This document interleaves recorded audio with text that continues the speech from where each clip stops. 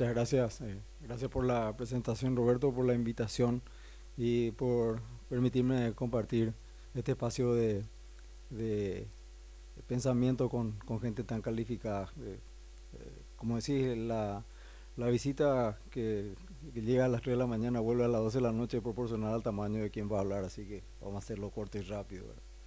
Yo quisiera presentar la presentación para el juego de palabras, un poco mirando qué es lo que está pasando en los países y cómo lo ve el Fondo Monetario Internacional en la última emisión que hizo sobre la perspectiva de crecimiento de los países. Y ahí claramente vemos que números así que los puse un poco en un número azul de esperanza para ver de que hay crecimientos que están viniendo bastante bien. En el caso nuestro, Paraguay junto con Bolivia, con Perú, Chile y Colombia, estamos casi como los países que más vamos a crecer en este momento, a pesar de todas las dificultades que tuvimos el que estamos enfrentando ahora con el tema de la caída del precio de commodities y lo demás. Yo creo que tenemos buena perspectiva de crecimiento. El resto se explica un poco por todos los ajustes que se están haciendo y el gran número de América Latina, si uno ve que hay un pronóstico de crecimiento del 1% solamente, es justamente lastrado por Brasil, que es el de mayor peso, como vamos a ver un poquito más adelante. Un poquitito de repaso de lo que se vino hablando de Estados Unidos. Si bien es cierto que hay una perspectiva de aumento de las tasas, no hay todavía grandes cambios a la vista de lo que se estaba anunciando para abril. No se prevé de que se hable en la reunión del fondo de la FED en junio o septiembre, puede ser que haya algo, pero lo cierto y lo concreto es de que los niveles de empleo están en el orden del 5.4%, que es similar a los niveles que existían en los momentos previos a la crisis, que era en mayo de 2008, ¿verdad? La ocupación crece, pero no el salario, lo que indica que la falta de competencia en el mercado por mano de obra calificada. Tenemos inflación que está en niveles que no generan por ahora señales de ajuste. Como estaba diciendo, no se prevé de que haya ningún anuncio importante que hacer entre junio a septiembre de este año todavía. De todas maneras, no se ven todavía señales muy fuertes y convincentes de una recuperación que sea duradera, por lo menos hasta el momento, porque si bien es cierto que es importante la recuperación de Estados Unidos, no menos cierto es que todavía hay muchos desafíos por delante en la principal economía del mundo. Europa, como ya se habló, la salida todavía no está definida por su situación de bajo crecimiento, pero hay signos alentadores que están viniendo de la mano un poco de las medidas que tomó el Banco Central Europeo con el quantitative easing que empezó a aplicar en los últimos tiempos. Hay mucha rigidez de estructura en el sentido del componente etario y de costo. Europa es un continente de personas de mucha edad. Hay que ver de que el crecimiento de la población originaria europea, la original, está a nivel de un hijo por familia, mientras que la población de origen musulmán está creciendo a niveles de 3 chicos por familia. Un poco lo que decía Muammar Gaddafi en algún momento: Europa se va a convertir al islamismo sin ningún tiro probablemente. Y eso se está viendo ahora con un componente que no existía antes, que es el de la inseguridad. Y fíjense que un detalle importante, que todos estos sucesos que vinieron ocurriendo en Europa en los últimos tiempos no son ya causados por extranjeros que vinieron e hicieron los actos terroristas, son personas originarias de Europa provenientes de inmigraciones. China, con un crecimiento del 7% a pesar del plan de estímulo. China anunció a partir del 2008 un plan fuerte de inversión de algo así como 440 mil millones de dólares como respuesta a la crisis mundial. Tiene forma de hacerlo porque tiene dos componentes que nosotros estamos viendo: la demanda interna de mayor participación del sector privado y componente de servicio, y también lo que están haciendo en términos de ajustes de tasa. Está bajando la tasa de intereses, está bajando la tasa de los depósitos compulsorios también como una medida de incentivar el movimiento económico en este país. Y la base externa. Hay algo muy interesante que está empezando a ocurrir con China, que es como que se está lanzando al mundo como una potencia económica que aglutina a varios países. Fíjense el 15 días atrás o algo así, el acuerdo que firma con Rusia para establecer un desarrollo, un financiamiento de Rusia en lo que se refiere a infraestructura, o la iniciativa que está teniendo para formar el Banco de los BRICS o otras instituciones de crédito en la cual está tomando participación multilateral con protagonismo cada vez más relevante. A expensas de que la burocracia americana que no permite que China tenga mayor participación en el Banco Mundial, en el Fondo Monetario Internacional, o otras medidas que hacen de que China vaya tomando protagonismo tan importante, lo que nos hace pensar en un rebalanceo. Viene bien también para la región porque China está siendo muy activo en su incursión no solamente en nuestra región, sino que también en África, por ejemplo. Japón todavía, a pesar de todos los esfuerzos que hace el ministro Abe, no se ven todavía resultados tangibles de lo que viene arrastrando de los 10 últimos años a esta parte, fuera de una pequeña reactivación que se está viendo a través de una devaluación que tuvo el yen, ¿no? En general, los países en desarrollo tienen también sus problemas, como así como lo tenemos nosotros. Yo diría una digestión muy lenta de sus deudas, aún en un escenario favorable que están teniendo, en un escenario de tasas bajas, pero está el problema en el alto nivel de endeudamiento. El promedio de endeudamiento de los países altamente desarrollados está en promedio en un 100% de su Producto Interno Bruto. Entonces ese crecimiento bajo todavía no es satisfactorio para que se pueda reducir el peso de la deuda. Otro tema que hay que mirar también es la cantidad de dólares circulando en el mercado. Si uno se fija en la emisión que se hizo de dólares en los últimos 5 o 10 años, realmente pasa algo así como de 5 trillones a 65 trillones de dólares, lo que nos hace pensar un poco que Estados Unidos le dice al mundo: los dólares son nuestros, los problemas son de ustedes. O menos así viene el tema. Y los intereses, yo no sé hasta qué punto la suba de tasa de intereses puede ser una señal que pueda ayudar a la economía de Estados Unidos, porque fíjense que cada punto de suba de intereses es lo que significaría, por ejemplo, el costo de mantener el sistema de defensa americano y el déficit que esto arrastraría, ¿verdad? Y fundamentalmente a nivel que a mí particularmente me llama mucho la atención es hasta qué punto los bancos centrales son prestamistas de última instancia. Los bancos centrales generalmente solían ser actores que tomaban, hacían emisiones para sustentar los gobiernos, ahora están comprando papeles comerciales también. ¿Hasta dónde va a ir el papel de un banco central como prestamista de última instancia, y cuál será el próximo financiador que va a haber una vez agotado esto, ¿no?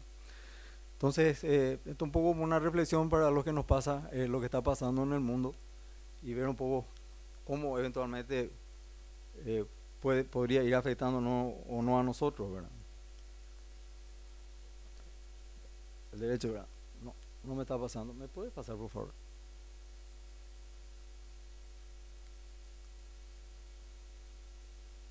¿Por qué no me está funcionando?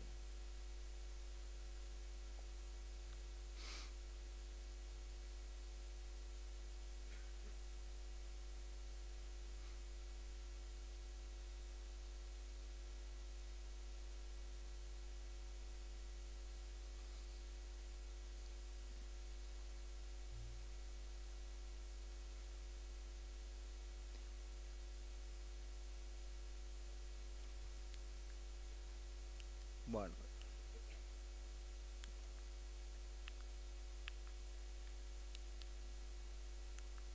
se me pasa siempre uno. Bueno, de todas maneras, vamos a hablar un poco, yendo un poco a la región y su desafío, y vamos a hablar de lo que me había pedido Roberto que mirara un poco más con detenimiento. No sé si nadie se anima a hablar de Brasil y me tiraron el faro a mí, pero bueno, ahí estamos, ¿no? Eh, los logros de Brasil son importantes en los últimos 10 años, fundamentalmente. Yo entiendo que el gobierno de Fernando Enrique Cardoso hizo una muy buena base, de la cual tomó muy bien Lula esa base como para desarrollar un programa exitoso de lucha contra la pobreza, en tanto y cuanto que los vientos fueron favorables, ¿verdad?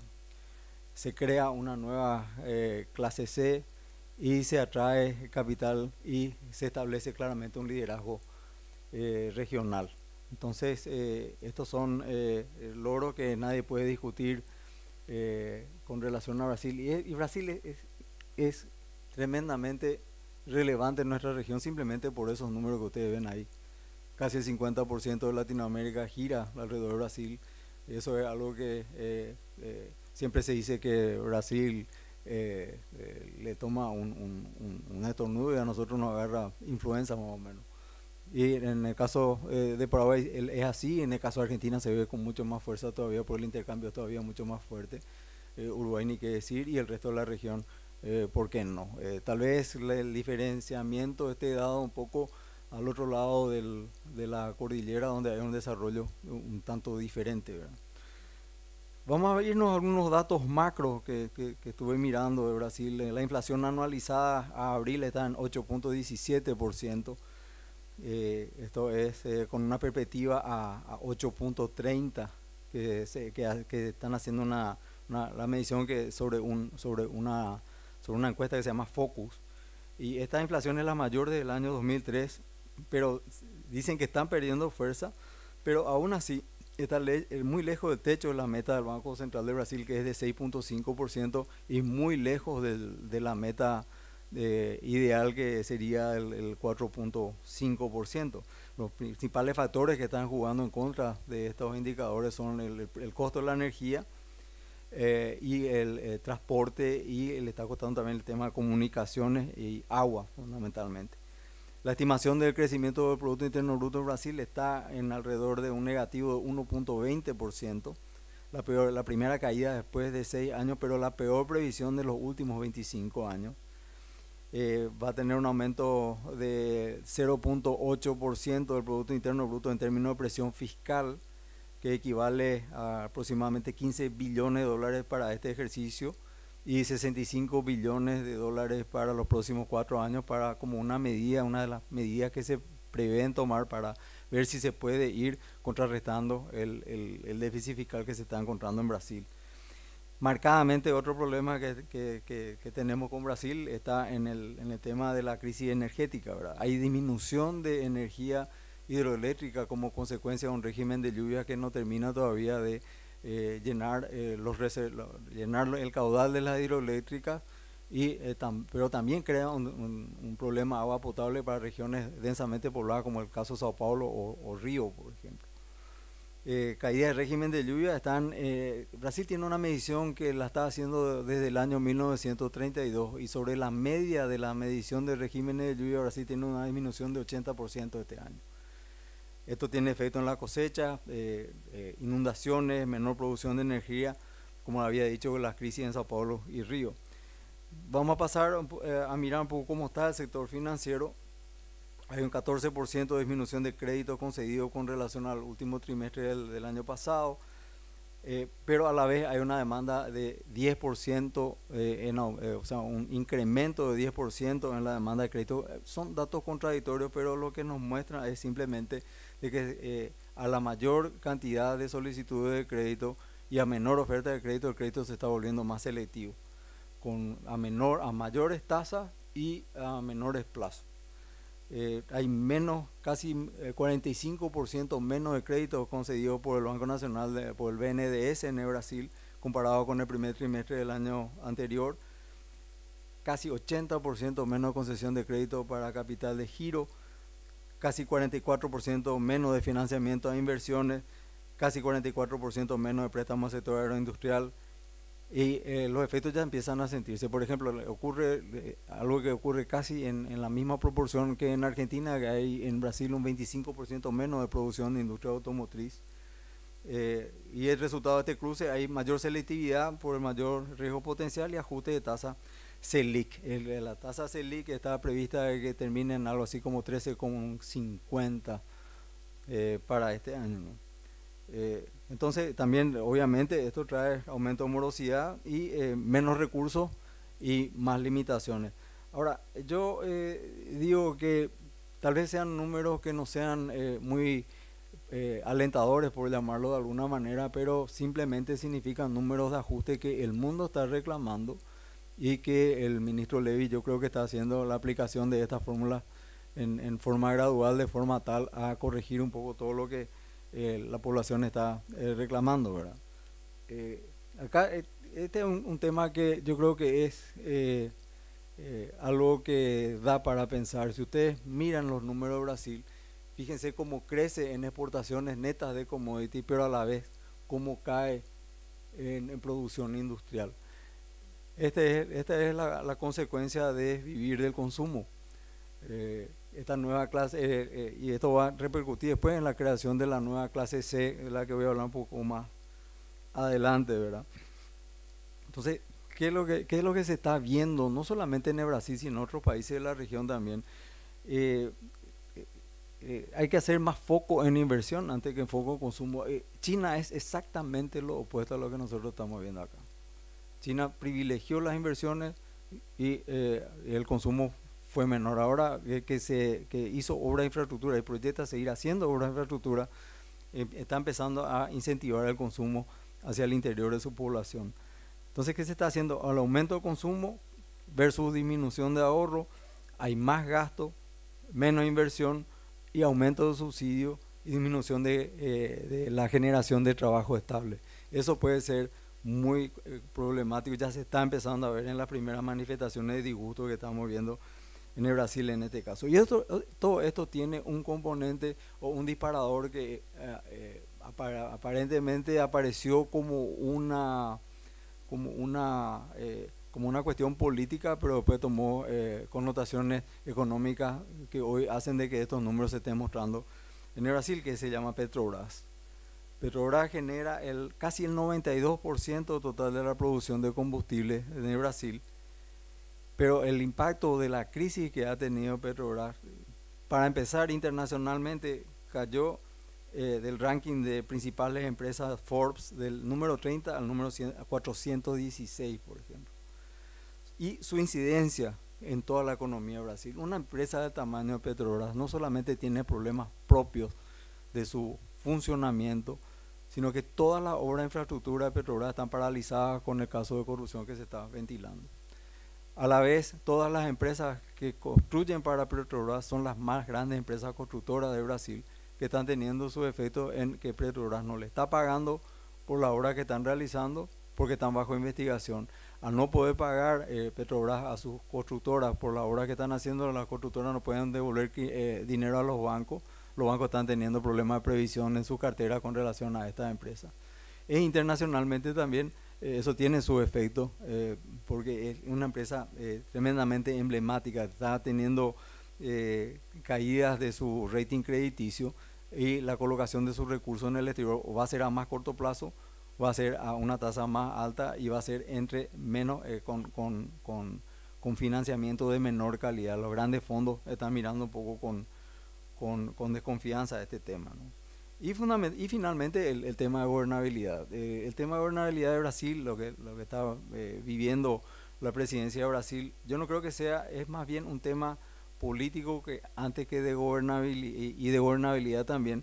Nadie no está puesto en el escenario de que la presidenta haya un impeachment o algo por el estilo, eso está fuera de discusión, pero sí hace de que la gestión de la presidenta Dilma en Brasil sea cada vez más difícil de llevar adelante porque tiene que hacer acuerdos amplios con los partidos de oposición, al punto de que las políticas económicas que está aplicando su gobierno son las que proponía Ezio Neves en su campaña. Este es el tema que hace un poco relación a lo que yo le estaba diciendo. Fíjense cómo el financiamiento o el crecimiento basado en consumo hizo crecer este fenómeno de la... ¿Qué dice acá? ¿Apagué o qué? El fenómeno de la clase C, que pasa de 66 a 105 a 118. Sostener esto es bastante difícil. Se estaba diciendo que esa primera manifestación que hubo en abril de este año en protesta contra el gobierno era como demostración de que hay dos clases C en el Brasil. Aquella clase media que fue creciendo con su propio esfuerzo a través de trabajo, estudio, y todo lo demás, esfuerzo propio, y la clase C que creció en base al consumo que fueron generando los diversos planes que el gobierno puso de subsidio a sus habitantes. Entonces, este es el tema que está de fondo acá, que yo creo que en mayor o menor medida es una réplica de lo que ocurre en la Argentina también, ¿no? Entonces, el tema es, el ajuste va a venir justamente por el lado del consumo según lo que se estima, y es un ajuste que el mercado está esperando y es algo que va a recomponer la situación de Brasil, que ojalá que sea en el menor plazo posible. No todas son malas noticias. Brasil es un país demasiado grande y demasiado apreciado por el esquema financiero internacional como para que las cosas no puedan ser corregidas y no puedan ser corregidas en lo que Brasil es consciente de su protagonismo dentro de la región y por qué no decirlo en su intención de colocarse entre los países más grandes del mundo. Entonces, en Argentina ya creo que se habló suficiente, yo no voy a tocar mucho acá en este tema. Sería importante desear y esperar que vayan definiéndose toda esta historia de los holdouts, el acceso al crédito internacional a través de lo que el arreglo internacional va a venir, a través del arreglo de los holdouts va a venir, como consecuencia de esto va a venir un nuevo financiamiento para Argentina. Estaba escuchando acá antes que los colegas estaban mencionando que hay un renovado interés por Argentina de ver qué es lo que hay para hacer, como que el final del ciclo apareciera, se confirmara que va a ser más tranquilo de lo que se esperara, hace de que la gente vuelva a mirar a Argentina y vuelva a preguntar qué se puede hacer. Como había mencionado, la misma problemática de Brasil en cuanto al modelo económico, pero lo que yo creo que tienen de común los dos países en su población es el miedo generalizado a una marcha atrás en la conquista, en la mejor calidad de vida, en el miedo de la pérdida de empleo, la erosión de los ingresos por inflación y fundamentalmente el tema de corrupción también, que voy a hablar chiquito de esto, ¿no? Entonces, la influencia de la marginalidad, por ejemplo, es muy triste ver lo que está pasando en regiones como Rosario, por ejemplo, donde el narcotráfico está tomando un protagonismo cada vez más grande. No es distinto en Brasil, no es distinto también en mi país, donde se empiezan a ver ese tipo de señales también. Y fundamentalmente, lo deseable sería que se revierta este menoscabo a la iniciativa privada al distorsionar los precios con subvenciones, anteponer distribución ante que la generación de riqueza, ¿no? Entonces, como dije, un paralelismo con el modelo de Brasil, pero con matices: el aislamiento internacional, aparición de nuevos financiadores, pero lo positivo de Argentina es que tiene niveles de endeudamiento que son suficientemente bajos como para que Argentina pueda volver a tomar crédito del exterior. Entonces, lo deseable, lo que todos queremos es la mejor reinserción de Argentina y su reconexión con el circuito financiero, la sostenibilidad de la calidad de vida que ha logrado, que son envidiables en muchos casos, pero la gran pregunta es qué tan sustentable es, ¿no? Y un poco quiero referirme también un poquito a Mercosur y sus resultados, ¿no? Hay que tener conciencia de que nosotros no podemos cambiar de vecindario. Nosotros vivimos todos en el mismo barrio y tenemos que ayudarnos entre todos a que ese barrio florezca. No es, yo siempre digo que si en una misma cuadra tenemos dos mansiones hermosas y tenemos dos ranchitos al lado, no le favorece a la cuadra. Tenemos que ver cuáles son las sinergias que hay y entender de que países de economía menos desarrolladas o más pequeñas como la nuestra o como la Uruguay, tienen que ser un complemento y no una competencia, ni tiene que crear recelo en lo que se refiere a nuestra relación, y todos vamos a salir ganando de esto. Fíjense el caso de Paraguay, que a pesar de todas las dificultades que viene trayendo, no solamente ahora, sino que de la época de la colonia, a pesar de eso, tener miles de problemas para transitar por sus ríos, tiene la tercera flota más grande de barcazas en el mundo, no le digo en la región. A pesar de todo, sigue siendo uno de los grandes productores de soja en el mundo. Se está avanzando al sexto puesto en la producción de carne, y hace de que diga, bueno, ¿a quién le molestamos tanto como para que no nos dejen mejorar en nuestra calidad de vida? Y se está logrando eso. ¿Es hora de rediseño? Yo creo que sí. está empezando a haber alguna señal que empezó a aparecer en las últimas 2 semanas, cuando desde Brasil empiezan a haber señales de que los países pudieran ir a negociar por separado a lo que anteriormente era obligatorio hacerlo en bloque. Yo creo que esta es una decisión que va ganando terreno frente a la imposibilidad de cerrar un acuerdo con la Unión Europea, que es importantísimo. Ya se perdió mucho tiempo dentro de esto, y a países como Paraguay, que tienen un sistema generalizado de preferencia que todavía rige con ventaja para hasta el año 2024, le quita espacio para poder atraer inversiones, para poder explotar un menú de algo así como 3.000 productos que puede ir a colocar en Europa con situaciones muy ventajosas, ¿no? O sea, las raíces son comunes, los desafíos son comunes también, y también somos iguales en volatilidad, en crecimiento, pero también en desigualdad. Y eso es un desafío común que yo creo que si hay una mirada un poco más hacia adentro y con menos de confianza, eso se puede lograr, ¿no? Un poquito vamos a hablar de Paraguay. En clima de negocios, la última encuesta que hace la Fundación Getúlio Vargas coloca a Paraguay junto a Chile como los únicos países que permanecen estables o que mejoran inclusive en su condición. Los interrogantes, como resumen de lo que estamos viendo, vamos a seguir sosteniendo nuestra economía en base a crecimiento que se está dando fundamentalmente por el sector primario, pero Paraguay empezó a crecer mucho en sectores no tradicionales que están por fuera de la producción de soja y la producción de carne. Esto es auspicioso porque se está notando un despegue muy importante en el sector de construcción, en el sector de servicios también, ¿por qué no, verdad? La base de la economía y su fortaleza, Paraguay sigue teniendo indicadores que son excelentes.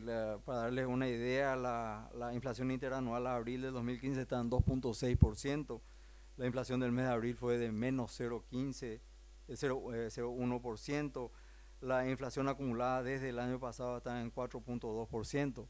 Inflación, ¿qué les puedo contar? La inflación está teniendo un comportamiento muy bueno, sobre todo a partir del 2011, cuando el Banco Central toma la decisión de considerar la inflación como el principal foco de su gestión. En el año 2014 fue de 4.2%, como les dije, 2013 fue de 3.7%, y así sucesivamente. La variación de los agregados monetarios es baja, ¿cómo lo voy a decir? El Producto Interno Bruto también, que vino creciendo. Si vamos a comparar el 2009 de $2.500, fue a 4.400, con lo cual cerró el año. Y vamos a irnos a algunos números. Esto es algo que tenemos como casi como uno de los mayores atractivos que puedo mencionar. Le he mencionado unos pocos para que se den cuenta de lo mucho que queda por hacer todavía. Este es el costo de energía residencial y energía industrial en Paraguay. Se está armando todo un escándalo porque hay una previsión de un ajuste del 2% después de 10 años, por ejemplo. Eso es porque Paraguay está necesitando mucho de infraestructura. Hay para invertir en el sector eléctrico en Paraguay algo así como casi 3.000 millones de dólares para mejorar transmisión y distribución. La transmisión, ¿por qué? Porque las centrales hidroeléctricas principales de Paraguay están situadas a 300 kilómetros de los centros de consumo, que son en el departamento central de Paraguay y la zona que está alrededor. Este es otro atractivo que casi es un paraíso fiscal. Esto no es correcto decirlo, pero es así. Esto es el indicador de la renta que existe. Lo único que sale de este 10% que tiene Paraguay en todos sus indicadores es la transferencia de dividendo al exterior, donde se llega al 27.5% de impuestos. El impuesto a la renta personal, que es el 10%, es 100% deducible. Es lo que hace. ¿Por qué se hizo esto? Se ideó de esta manera el impuesto a la renta personal, de una forma de ir ganando en formalidad. Las personas que comenzaron este tributo, que empezó a aplicarse en el 2012, pasaron de 6.000 a aproximadamente 50.000 contribuyentes para este año.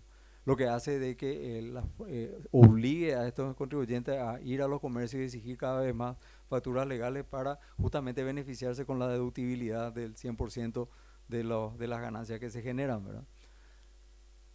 Y los números macro que tienen ahí, yo de todas maneras no quiero aburrirles mucho con esto, la presentación queda a disposición de ustedes y que para que la vayan viendo, tenemos la previsión de que este año vayamos redondeando el 4% de vuelta. El acumulado del primer trimestre, según un indicador de índice mensual de actividad económica elaborado por el Banco Central, da un 4.6%, que está dado fundamentalmente por la construcción, industria láctea, entre otros. Y los interrogantes que quedan un poco, ¿van a seguir siendo los commodities generadores de crecimiento? Yo creo que sí, pero en dos velocidades. Los países que produzcan alimentos tienen más posibilidades de tener menos impacto en su economía que aquellos que producen materias primas asociadas a manufactura, digamos minerales, hierro, plata, cobre, por ejemplo, que están más sujetos a la actividad industrial del resto del mundo. Los alimentos siempre van a seguir siendo demandados. Vamos a tener problemas de temperatura, de clima, perdón, vamos a tener temperatura de sequía, vamos a tener temperatura de muchas lluvias, vamos a tener problemas de logística. Paraguay es un cuello de botella importante. Eso, fíjense un detalle, la libre navegabilidad de los ríos se declaró en el año 1867, a Paraguay se le reconoció 100 años después recién, y aún así tenemos problemas para salir afuera. Entonces, pero se está dando un empuje, la industria de astillero en Paraguay está creciendo muchísimo y como les comenté anteriormente, la tercera flota más grande del mundo después de Estados Unidos y de China. Porque eso crea una oportunidad, tanto para nosotros como para Bolivia y para Brasil. ¿Por qué? Porque si se lleva adelante el proyecto de hidrovía de tener el río Paraguay navegable en la mayor parte del año, permite que Bolivia tenga salida al mar, permite que Mato Grosso do Sul tenga salida al mar a un tercio del costo que tiene hoy para salir al mar, según los estudios que se hicieron al respecto. Paraguay, en general, si vamos a ir a nuestro socio más relevante dentro del Mercosur, que es Brasil, es 40% más barato en la sumatoria de energía, impuestos, mano de obra y productividad inclusive. Es sorprendente, sobre todo en la parte de ensamblaje de autopartes, como Paraguay fue creciendo a escala impresionante en la creación de en los últimos años, así como 35.000 puestos de trabajo bien calificados a través de una formación que no va más de 6 meses para ponerlo en línea de trabajo. Después, las tasas, el acceso al crédito va a ser más difícil por la situación de la región. El registro de salida de capitales es importante, sobre todo Brasil registró una salida de capitales muy fuerte a partir de que se empezaron a ver los signos de debilidad de su economía, pero se disparó todavía más cuando empezó la historia de Petrobras, ¿no? El clima es un factor de sustentabilidad, es la señal más clara de los desajustes medioambientales. Sobre todo, no podemos pensar de que vamos a poder seguir produciendo lo mismo que producimos si es que afectamos mucho a la naturaleza con índice de deforestación o de no cuidado del medio ambiente como estamos viendo ahora. El desafío es agregar valor. Seguimos todavía con un esquema extractivo que pareciera que nos salimos todavía de la colonia cuando se extraía oro o metales o hierba o madera, y se sigue haciendo todavía gran parte de esa filosofía de extracción.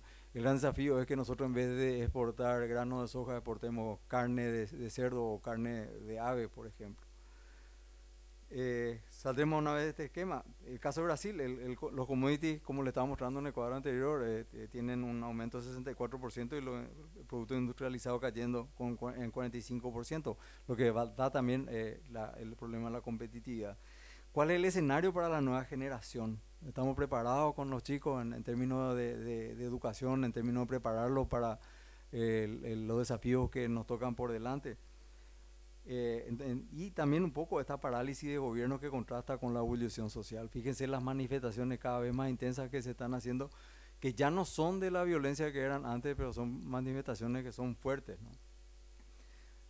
Tenemos por delante también la amenaza al empleo. Cada vez hay más tecnología aplicada a los empleos y cada vez se va más a una sociedad de servicio. Y finalmente una consideración sobre la corrupción. Es un mal endémico y está agravándose. Países que uno no pensaría que tuvieran capítulos de corrupción están empezando a aparecer, como en el caso de Chile, lo que obligó a la presidenta Bachelet a que esta semana cambiara casi todo su gabinete. Es un concepto adulterado de lo que es la distribución de riqueza. Uno dice, bueno, la corrupción es una forma de generar riqueza por vías paralelas. Cuidado con el concepto, ¿no? Después ya va, si se sigue teniendo la percepción como que la corrupción es el camino, entonces la ley rige para todo en este caso. Pues se genera resistencia desde el que no quiere pagar sus impuestos, perfeccionando el esquema de trampas y la pérdida de noción de qué es un negocio lícito y cuál no lo es. ¿Cuál es la diferencia de un negocio no lícito como el tráfico de influencia y un negocio no lícito como el tráfico de droga, por ejemplo? Y esto lleva consigo la contaminación del proceso económico. No hay competencia, se eliminan los incentivos de mejora y de mayor esfuerzo. Y fundamentalmente el daño más grande que se hace como señal para los chicos es que se quita la competencia, el concepto de la competencia en base a mérito. Se perdieron los códigos, el tema de la inflación, de la corrupción, que es universal, ¿no? Que no vamos a pretender que haya sido una cuestión instalada recién, es que varió un poco con el tema de la pérdida de los códigos. Antes el corrupto tenía códigos. Digamos que uno aseguraba una coima con un funcionario y se cumplía el pronóstico. Ahora es simplemente el fee que se paga para ver si el negocio sale y para que el que va a decidir si se lleva adelante o no el negocio para el cual fue contratado, entre comillas, le muestra a la contraparte, mira, este me ofreció 500, ¿qué me ofrece vos? No, pues realmente es triste ver eso, pero yo creo que son los grandes desafíos hacia el futuro, pero dentro de todo hay buenas noticias. Nosotros estamos viviendo hoy en una sociedad que se mueve en tiempo real. Las redes sociales hoy levantan al segundo lo que era un chisme que tardaba en llegar un mes anteriormente. El escrutinio es feroz. Las reacciones, las movilizaciones en las redes sociales es tremendo. Y aunque uno no quiera creer, el tema reputacional se está convirtiendo de vuelta en un valor positivo, tanto para los gobernantes como para los empresarios también. Fíjense lo que está pasando en el Brasil, por ejemplo. Las grandes empresas brasileras que tienen presencia continental hoy en día están en entredicho. Hay países que ya no la están contratando. Entonces es para pensar.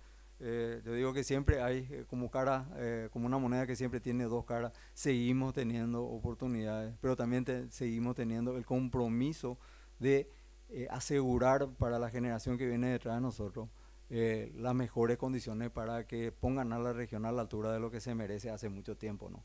Tenemos en nuestro país, por ejemplo, tenemos 74% de la población que tiene 34 años. ¿Qué le estamos ofreciendo a ellos? Y para eso se hicieron algunas iniciativas que ojalá que maduren en el tiempo. No lo vamos a ver inmediatamente, pero ojalá que se haga así. Así que les agradezco mucho el tiempo, la paciencia y a disposición para la pregunta más tarde.